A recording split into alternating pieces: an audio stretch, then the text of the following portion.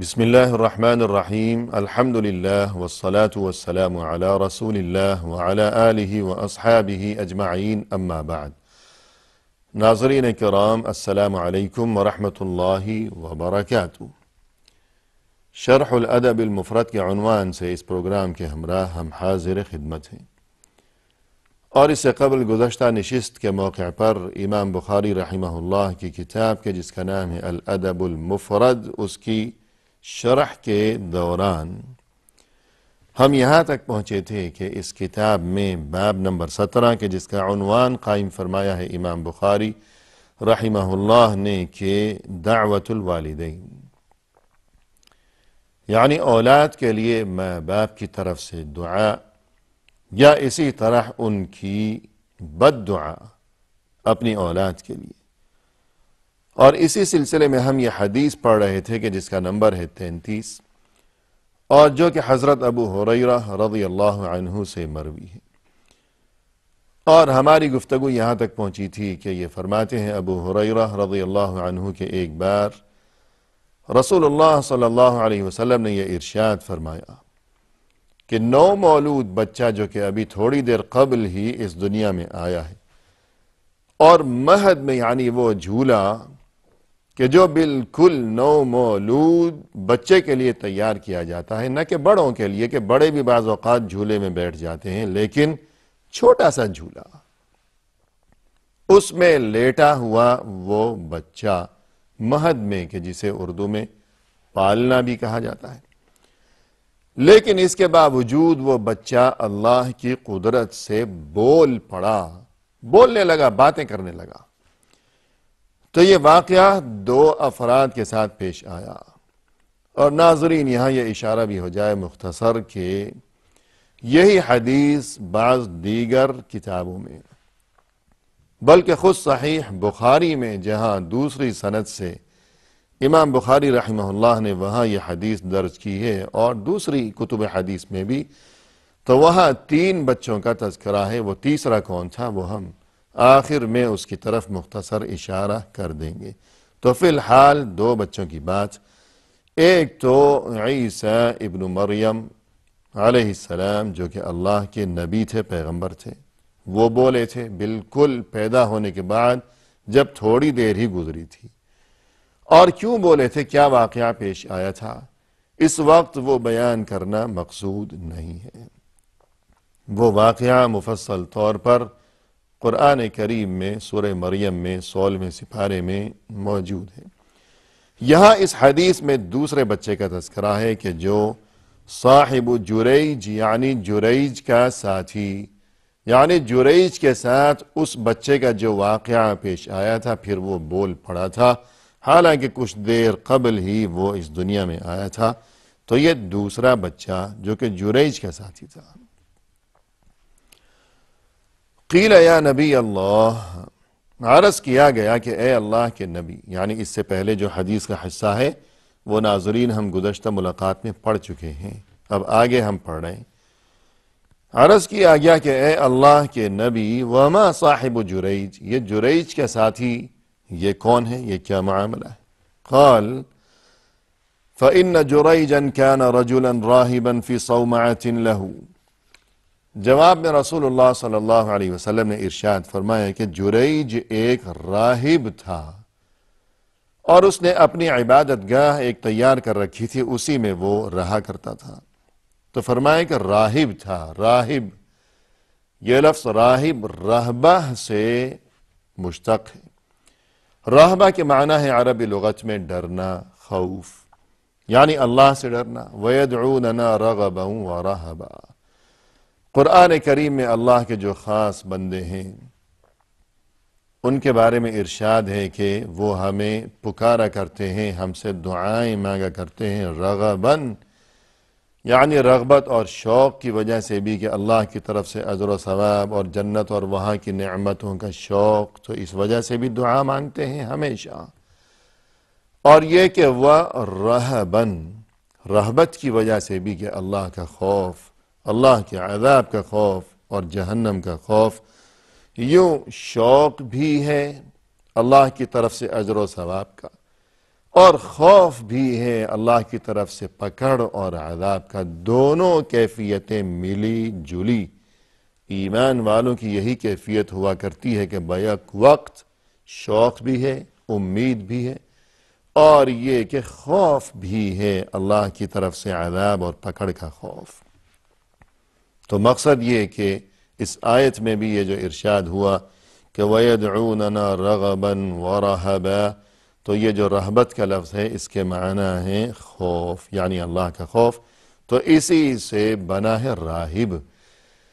یعنی گزشتہ امتوں میں بہت سے لوگ اس قسم کے ہوا کرتے تھے کہ ہر وقت اللہ کے خوف کی وجہ سے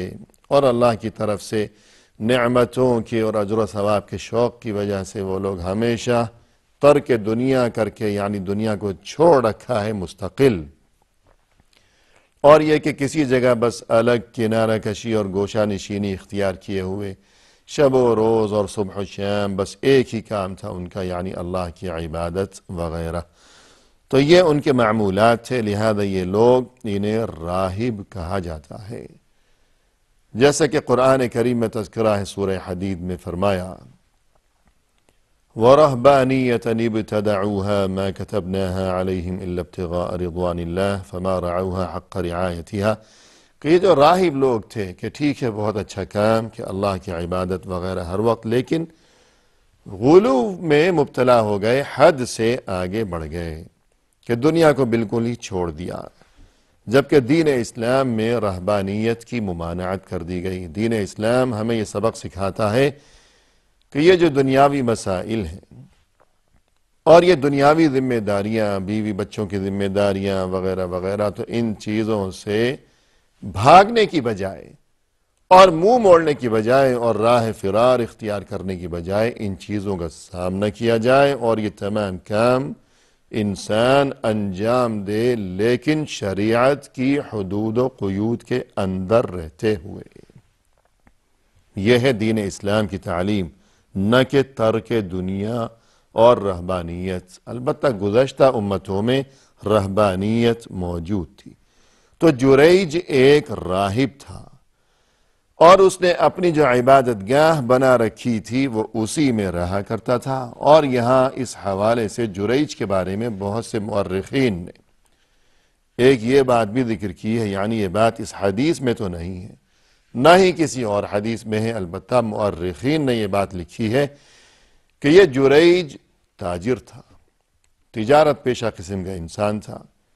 اور تجارت کے معاملے میں بڑی محنت اور تگ و دو اور بھاگ دوڑ کیا کرتا تھا، لیکن اس کے باوجود کیفیت یہ تھی کہ کبھی نفع ہے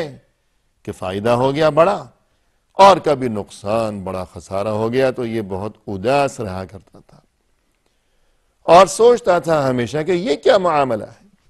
کہ اتنی بھاگ دوڑ کرو، پھر اس کے بعد کوئی ضمانت ہی نہیں، کبھی فائدہ ہو گیا اور کبھی ہو گیا نقصان، یہ کیا معاملہ ہے۔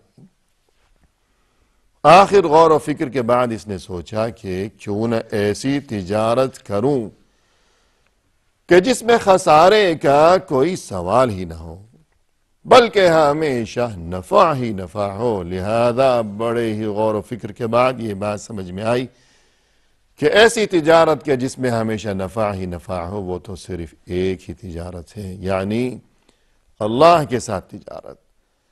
اور دنیا کو چھوڑ دیا جائے، اور یہ کہ بس زندگی بھر آخری سانس تک میں بیٹھا ہوا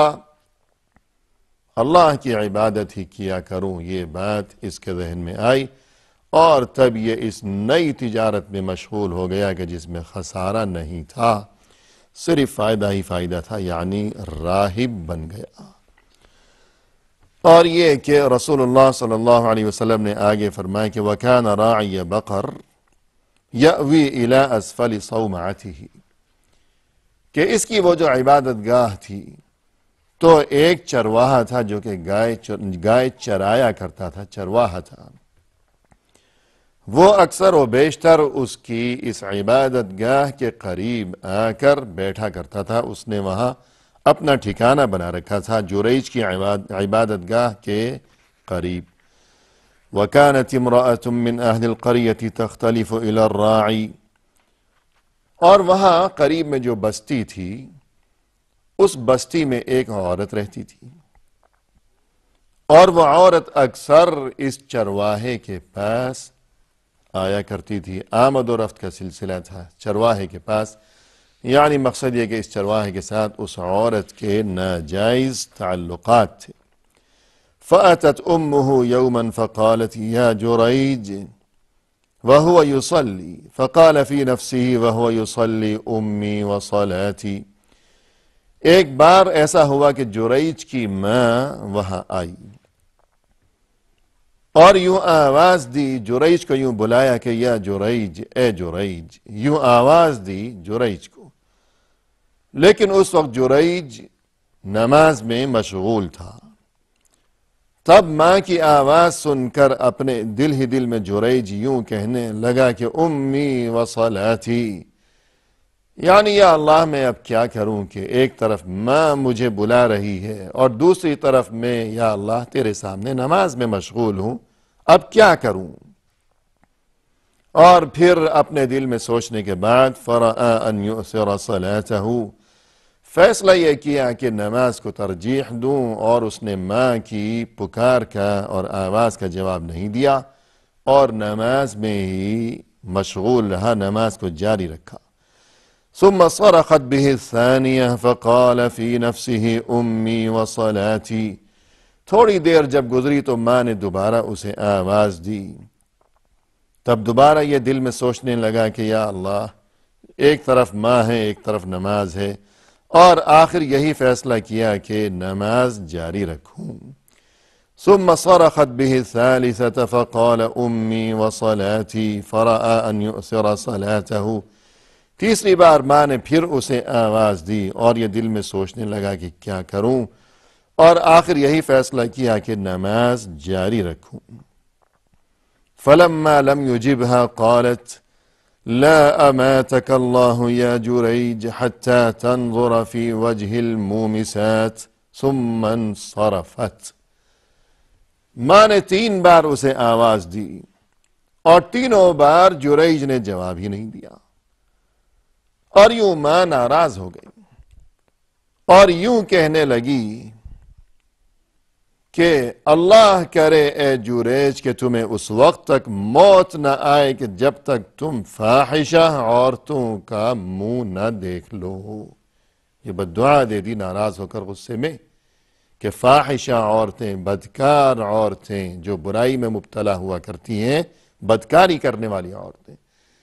کہ اے جریج اللہ کرے کہ تمہیں موت نہ آئے اس وقت تک کہ جب تک تم مرنے سے پہلے بدکار اور فاحشہ جو عورتیں ہیں ان کا منہ نہ دیکھ لو۔ یہ بددعا دے کر وہ چلتی بنی۔ فَأُتِيَ الْمَلِكُ بِتِلْكَ الْمَرْأَةِ وَلَدَتْ، جب کچھ عرصہ گزر چکا تو اس عورت کو بادشاہ کے سامنے حاضر کیا گیا، اور کیفیت یہ تھی کہ اس عورت کے ہاں بچے کی ولادت ہوئی تھی، بچہ پیدا ہوا، اور ظاہر ہے کہ بستی والوں نے اس سے پوچھا کہ بھئی یہ کس کا بچہ ہے، کیا معاملہ ہے، شادی تو تمہاری ہوئی نہیں، اور یہ کہ اب تمہیں سزا دی جائے گی اور تمہارا فیصلہ بادشاہ ہی کرے گا۔ لہذا اس عورت کو لیے ہوئے بادشاہ کے سامنے پہنچے۔ فقال ممن، بادشاہ نے اس سے پوچھا کہ یہ بچہ کس کا ہے؟ قالت من جریج، تو وہ بولی کہ یہ جریج کا بچہ ہے، جریج کا نام لگا دیا۔ اور یہاں بعض دیگر روایات میں ناظرین یہ تذکرہ بھی ہے کہ وہ عورت اصل میں پہلے جریج کے پاس آئی تھی اور جریج سے اس نے بدکاری کا مطالبہ کیا تھا، لیکن جریج نے جب مسلسل انکار کیا اور اس کی بات نہیں مانی تب وہ ناراض ہو گئی اور اس چرواہے کے پاس گئی اور اس کے ساتھ ناجائز تعلقات قائم کیے، اور پھر جب بچہ پیدا ہوا تو اب جریج سے اسی ناراضگی کا انتقام لینے کی خاطر اس نے اب جریج کا نام لگا دیا کہ کہنے لگی کہ جریج کا بچہ ہے۔ یہ جواب دیا بادشاہ کو۔ قال اصاحب الصومعہ، تب بادشاہ نے پوچھا کہ وہی جریج، وہ جو اپنی عبادت گاہ میں رہا کرتا ہے؟ قالت نعم، تو کہنے لگی کہ ہاں وہی جریج۔ قال اہدموا صومعتہ واتونی بہ، تب بادشاہ نے یہ حکم سنایا کہ جاؤ اور اس کی عبادت گاہ کو گرا دو اور اسے گرفتار کر کے میرے سامنے پیش کرو۔ فضربوا صومعته بالفؤوس حتى وقعت، بادشاہ کے کارندے وہاں پہنچے اور کلہاڑیوں اور کدالوں سے اس کی جو عبادت گاہ تھی اسے مار مار کر اس پر ضربے لگا لگا کر آخر نوبت یہاں تک پہنچی کہ اسے توڑ دیا پورا، یہاں تک کہ وہ زمین بوس ہو گیا۔ حتی وقعت، وہ عبادت گاہ زمین بوس ہو گئی، بالکل خاتمہ کر ڈالا۔ فجعلوا يده الى عنقه بحبل، اور پھر اس کے یعنی جریج کے دونوں ہاتھ رسی سے اس کے گلے کے ساتھ، اس کی گردن کے ساتھ دونوں ہاتھ یوں رسی سے باندھ دیے۔ ثم انطلق به، اور پھر اسے لیے ہوئے روانہ ہوئے، وہاں سے چل دیے، اسے گرفتار کر کے ہنکاتے ہوئے لیے جا رہے کہ دونوں ہاتھ یوں باندھ رکھے ہیں اس کی گردن کے ساتھ،